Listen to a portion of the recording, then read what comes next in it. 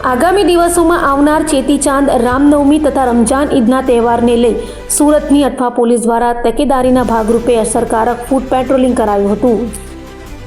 Surat police commissioner Anupamsinh Gehlot દ્વારા હાલમાં મુસ્લિમ સમાજનો પવિત્ર રમઝાન માસ ચાલતો હોય અને આગામી દિવસોમાં ચેટીચાંદ, રામનવમી તથા રમજાન ઈદનો તહેવાર આવનાર હોય, જે અનુસંધાને સુરત શહેર વિસ્તારમાં કાયદો અને વ્યવસ્થા જળવાઈ રહે અને કોઈ અનિચ્છનીય બનાવ ન બને તેમજ સુલેહ શાંતિ જળવાઈ રહે તે હેતુ પૂરતા પ્રયત્નો કરવા તથા વિસ્તારમાં સઘન પેટ્રોલિંગ રાખી તકેદારી રાખવા સૂચના અને માર્ગદર્શન આપ્યું હોય,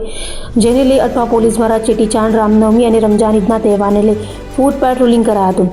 અઠવા પોલીસ મથકની હદમાં હાલમાં રમજાન બજાર ચાલે છે, સાથે ઈદના દિવસે મસ્જિદોમાં નમાઝ માટે લોકો એકત્રિત થશે, જેને લઈ કાયદો વ્યવસ્થા સુચારુ રહે તે માટે અધિક પોલીસ કમિશનર મહેન્દ્ર બગડિયા, નાયબ પોલીસ કમિશનર નિધિ ઠાકોરની સૂચનાને લઈ પીઆઈ હુદળ અને મકવાણાની ટીમ દ્વારા અઠવા વિસ્તારમાં પોલીસ સ્ટેશનથી, સાગર હોટલથી, ન્યૂ ખ્વાઝાદાના રોડ, બડેખા ચકલા પોલીસ ચોકીથી, મોમનાવાડ 3 રસ્તા થઈ, સગરામપુરાથી તલાવાડી માછલી સર્કલથી જમણી બાજુ બોમ્બે રેલ્સ રાહત કોલોની થઈ, હિન્દુ ગાર્ડન કોલોની 4 રસ્તાથી, પ્રકાશ બેકરી થઈ, કાદરશાની નાળથી જમણી બાજુ ખંડેરાવપુરા સુધી ફૂટ પેટ્રોલિંગ કર્યું હતું।